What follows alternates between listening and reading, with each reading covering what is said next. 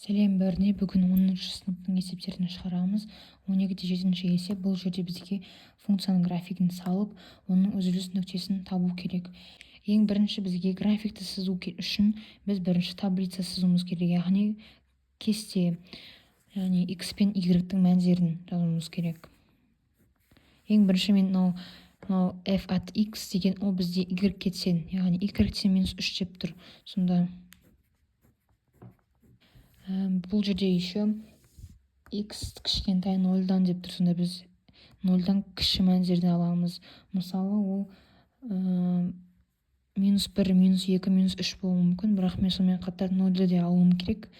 Енді міне 0-ды қоямыз. Бұл жерде y-тен -3 болғандықтан біз -3 жаза саламыз.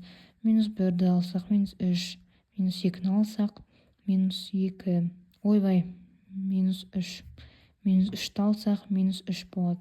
Яғни бізде x-тардың мәндері ауыса берген сайын y-тің мәні сол қалпы болады. Себебі бұл жерде берілгенде сол жазылған. y-тен -3 деп тұр. Келесі мынаны y-тен x деп тұр. Бұл да оңай.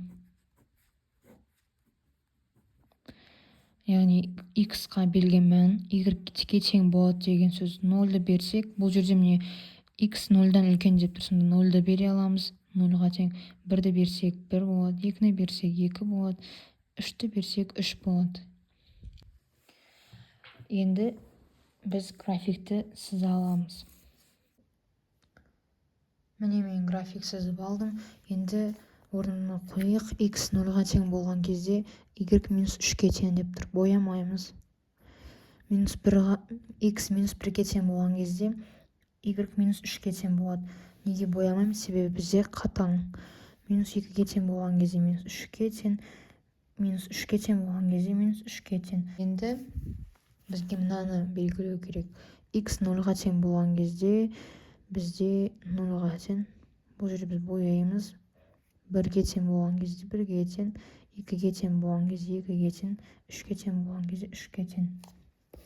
Мына жерде міне арақашықтық тұр. Сонда x 0-ға тең болған кезде бізде үзіліс нүктесі болады. Мына міне үзіліс нүктесі.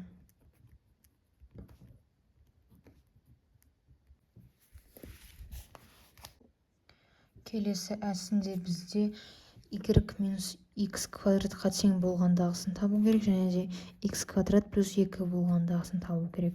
Енді міне мен кестені сызып қойдым.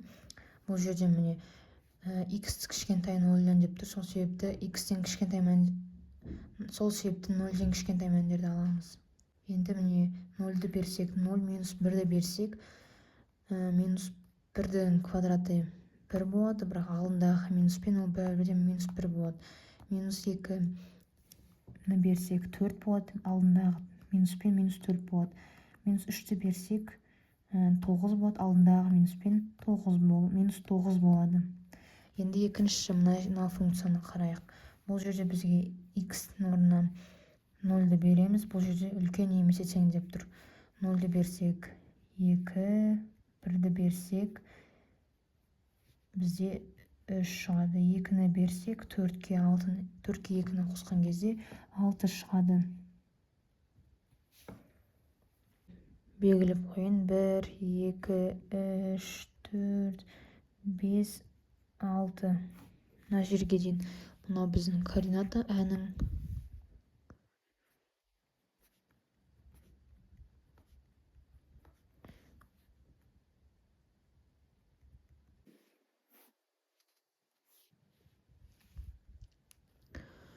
Келесі, енді біз осыны орналастырамыз. x 0-ға тең болған кезде y 0-ға тең. Бұл жерде бізде боялмайды. -1-ге тең болғанда -1 болады. Боялмайды. -2-ге тең болған кезде -4 болады. -3-ге тең болған кезде -9 болады. Келесі мұнда. Мына жерде кішкене ыңғайсыз болып кетті. Мына жерде кішкене дұрыс емес сызып қойдым. Араларын кішкене ашық сызу керек. x 0-ға тең болған кезде 2-ге тең, бұл жерде боялады нүктеміз. 1-ге тең болған кезде 3-ге тең болады. 2-ге тең болған кезде 6-ға тең болады мына жерде.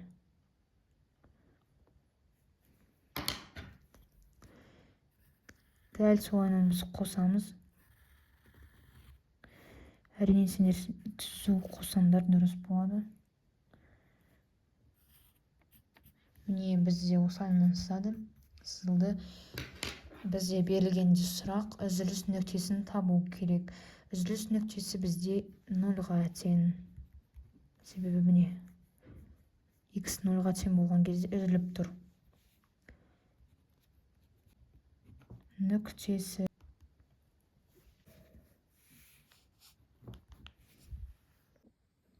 келесі b.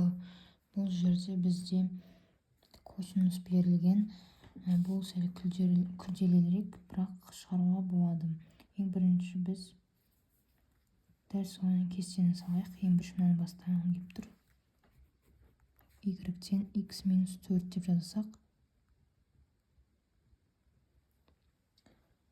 сонда бізде x кішкентай 0-ден деп тұр. Сол себепті біз бірінші 0-ды алайық. 0-ға берсек минус 4 болады.